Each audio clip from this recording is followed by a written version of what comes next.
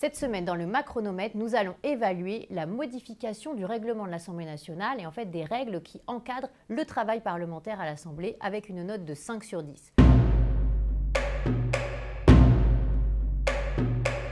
Depuis le début de ce quinquennat, François de Rugy avait pris ce dossier en main avec 2 commissions spéciales sur le contrôle et sur la procédure. Et maintenant, c'est Richard Ferrand qui est à la manœuvre pour modifier ce règlement de l'Assemblée avec 41 articles figurant dans le texte. On ne va pas pouvoir passer tout en revue, mais il y a des droits plus importants pour l'opposition avec plus de postes, la vice-présidence de l'Assemblée nationale, la vice-présidence du comité d'évaluation et de contrôle, avec aussi vraisemblablement le projet d'augmenter le nombre de parlementaires par groupe politique. Ensuite, il y a la question des non-inscrits qui auront plus de possibilités à avoir des postes, des places dans les commissions d'enquête, dans les missions d'information. La question du calendrier avec une accélération du timing de la séance pour avoir moins de séances de nuit, avec l'idée aussi que de plus en plus d'amendements ne pourront passer qu'en commission et pas ensuite en séance.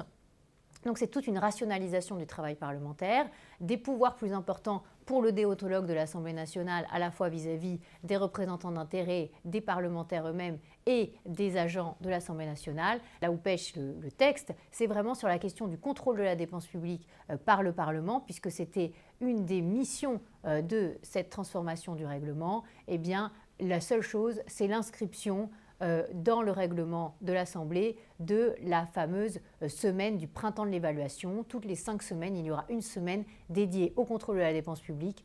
Et en réalité, ça existe déjà depuis la réforme constitutionnelle de 2008 avec une semaine d'évaluation tous les mois, ce qui n'a jamais été appliqué. Donc pour véritablement avoir un contrôle des dépenses publiques, une baisse de la dépense publique liée au travail du Parlement, il faudrait aller beaucoup plus loin et multiplier par 10 les moyens qui sont à disposition des parlementaires sur ce sujet.